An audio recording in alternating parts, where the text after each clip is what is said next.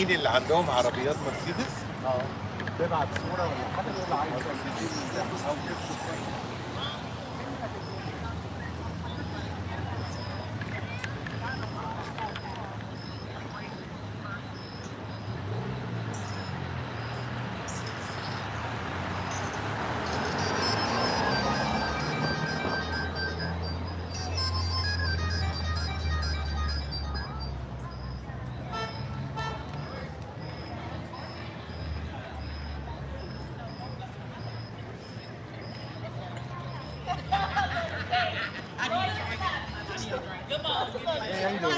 What's up, brother? How are you? Doing okay? Doing all right? There's a Mexican place downtown here.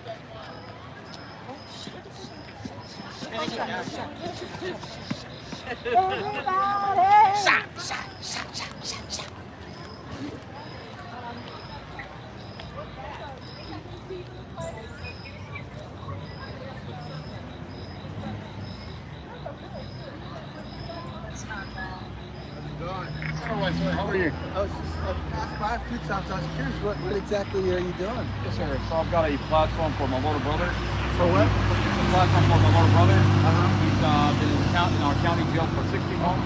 For what? Solitary. They put him in solitary confinement on a falsified police report without a preliminary hearing. So there's no habeas corpus anymore? No They due process? No, sir. No due process. His Eighth Amendment has been violated. They beat him inside the jail. They denied him medical. What jail is this? Our county jail right here. Right here, right up the street? And what was he charged with? He got in a vehicle accident. He was helicoptered to the hospital, and he woke up out of a coma. His family, he lost his family inside that vehicle. The statements that he gave out to the police officer have been falsified. The investigator, Why? The police department failed to airlift, the paramedic failed to airlift the family. There's a liability. They failed to helicopter the family. Just him? They only helicoptered him. They failed to airlift his girlfriend and the 5-year-old baby. They made a mistake. So it's just negligence? Negligence. There's a liability to avoid that liability. So when he woke up out of a coma, the police department already admitted they falsified the police report. The dash camera inside the vehicle showed the whole thing is a vehicle accident. Because of liability, didn't want to get sued? But if you make a mistake, you don't automatically get sued. Things happen, right? But so the fact. But why would they just?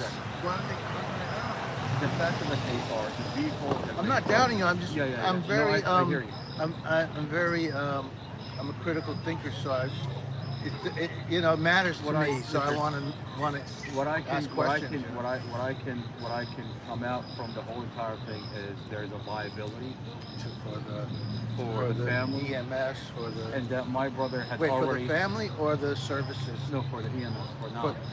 Okay. It's so a liability for the city. Okay. And my brother had an open lawsuit against the police already. He was already targeted. So when he got in a tragic vehicle accident, they did whatever they did. They got him back for whatever he sued them. The fact of the case are, the police statements have been falsified. The police department already admitted. The investigators on the regulars, the chief of police admitted they falsified the police report. I have the audio. What's the status of his case right now? He's in solitary confinement for the past 16 months. When he doesn't have trial date? Yeah, the trial discovery? Trial date is in December. But by then it's 2 years solitary confinement. They suspended the preliminary hearing. Why did they put him in solitary? They're not telling. These are the questions that we ask every day. Nobody can go. No lawyer can see. Have a lawyer seen him? We hired a lawyer. We paid that lawyer $50,000. We found out that this lawyer is working for the investigator. Took our money. Oh no, he's complicit with the cover-up. He sabotaged the case. He suppressed the evidence. He took our money. We fired that lawyer, but he took our money. So now we have a new lawyer. We have a Curry. We're barely funds to pay for it. No. So I come here fundraising. I come here every day. I tell the community that we need money for the lawyer. He has a lawyer now. He doesn't have a civil right attorney. or his pretty solitary. Civil violation. So when you ask me a question, why is he in solitary? We ask the jail, they don't tell us. They just keep him in. It's like the January 6th people. Exactly. Same type of corrupted, evil, criminal, just people in high places. And the problem is, we go to the government. What did Youngkin say? Youngkin refers us to the Department of Corrections. Department of Corrections. They're the problem. Well, Department of Corrections tells us this is a private jail. It doesn't fall under their jurisdiction. What about Mayor's, the Attorney General? He doesn't reply. He's just ignoring you? He's ignoring us. What? The governor is ignoring us. You need like a This campaign. is a private jail. But this is what we're doing, You sir. need- I have you need to YouTube, I publicize. have Instagram, I have Jesus TikTok. Christ. I come here every day, sir. I see My you. I family- drive by every day. I see you out here. My name is Omar. Hi, I'm the Peter. older brother. Nice to meet you. My family is living in an RV, 2 minutes from our county jail. My mom, my family, for the past 4 months, they beat my brother, the CEOs, the people that work inside the jail. They beat my brother, and they refuse to take my brother to the hospital. They're trying to kill him. They want this to go away. They want But to they're drop but, the case. But they can't. They can't because we're here every day. The evidence is out there. The evidence is out there. I stole the dash camera from them. The county is hiding the dash camera from the community. You have a FOIA request for all that? They deny it. What? They deny the FOIA. You need a So what I high-profile did- so, yeah, person to bring attention to put heat on them, right? Yes. That's the problem. There's no heat on them. Exactly. The media doesn't want to cover my brother's story. They're don't, corrupt. exactly. The media's in their pocket. They don't want to talk about it. What I did, I stole the dash camera from the Commonwealth Attorney wearing a pinhole camera. They said you can watch the dash camera. Exactly. I went on Amazon. I bought a little button camera. I recorded the whole thing. I put it on social media. Now the community is watching it, but it's a small social media outlet and slowly getting bigger. So you have your own website, your own platform to expose everything. I want you to say hello to everybody. Sure. Char, Sharon, Casey, Jaden, I want you to say hello to Peter. Hello. Peter drives by here every day. Every day I see this gentleman out here, Omar, every day, and I thought it was for more, inconsequential reasons. Then actually I'm finding out now it's heartbreaking, it's infuriating, and it's highly disturbing, and it's a reflection on so much of what is wrong in the country today, in particular as it pertains to the people in power that have control over the citizenry. And my plea would be that somehow we're able to get more exposure for this travesty and miscarriage of justice. Last time I checked, one of the foundations of the Western civilization is habeas corpus, due process, Fourth Amendment. Also, what I believe, the Sixth Amendment, where you have the right to face your accuser, heard, and exculpatory evidence, discovery, things like that. A speedy trial is a foundational part of our legal system, and the whole nation's differentiate ourselves from other nation states. So it's really disturbing to hear this,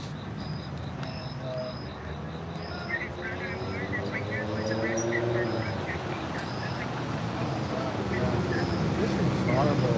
It's a reflection on what's so wrong in the country right now. I can't help but be evocative of what's happening with the J6ers over the past 3-4 years.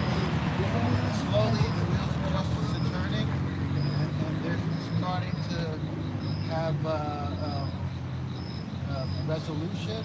But, people languishing in these jails as sadly your family members and being brutalized on top of that, which has also occurred in the J6 cases.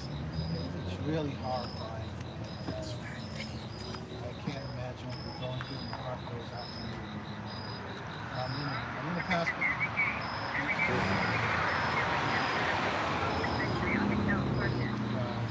Well, we have. Sorry.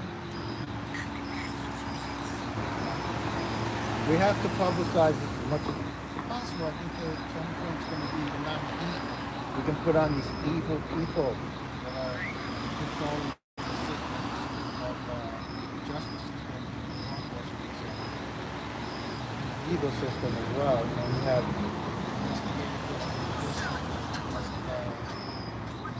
corrections department and things like that. Yeah.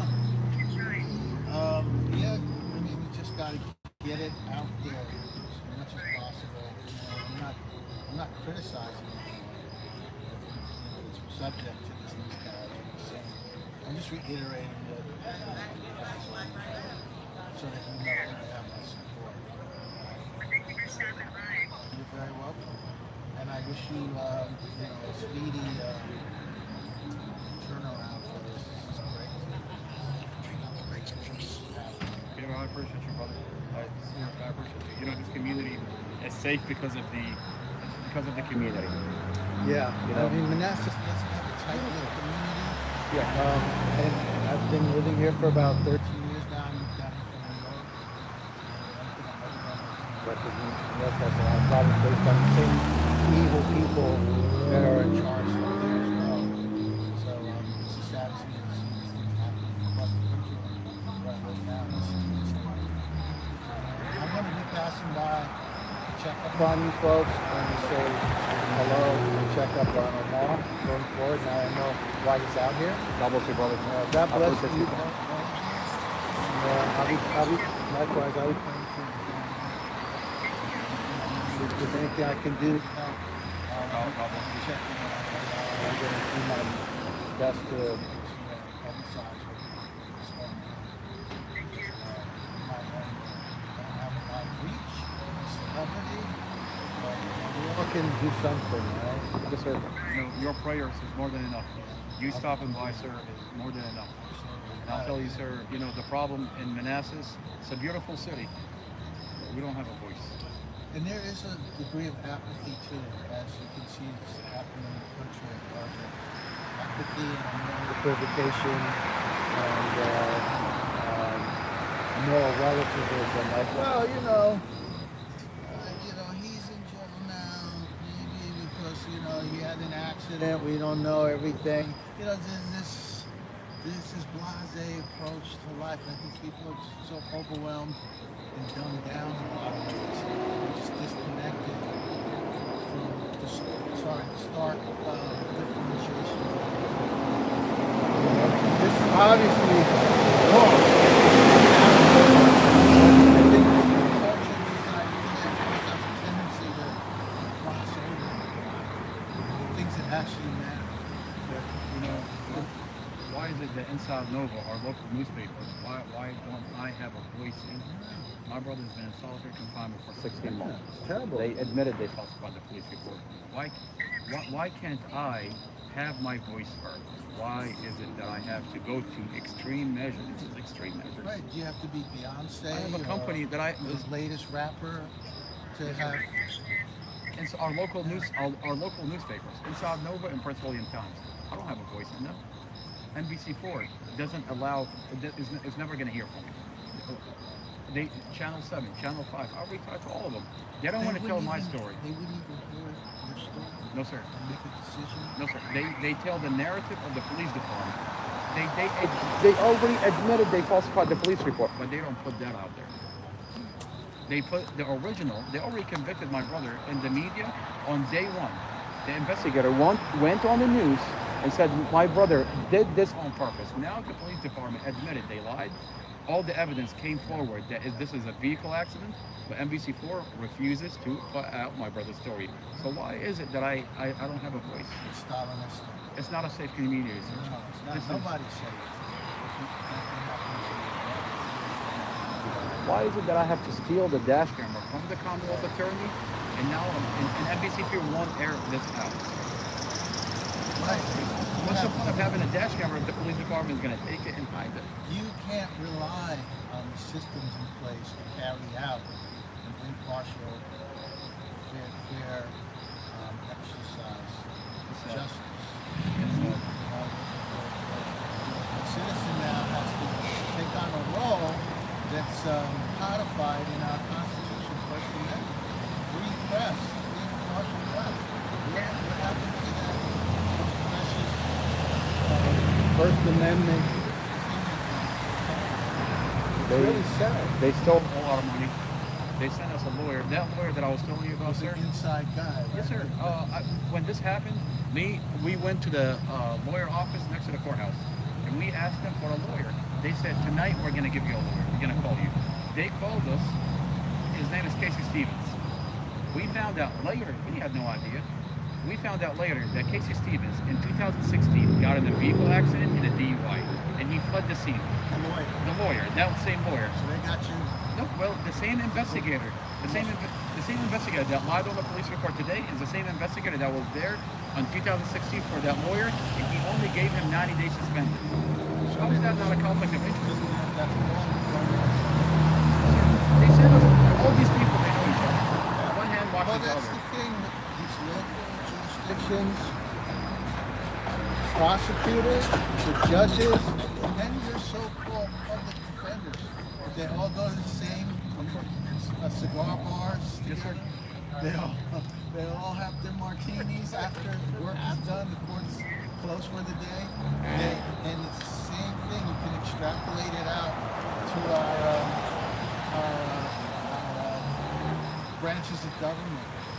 You know, Congress, the parties in Congress, they all, you know, act like they hate each other in front of the cameras, and they talk a good game for their political affiliates, and then when the cameras are turned off, they're all patting each other on the back. You know, Peter, I want to show you this.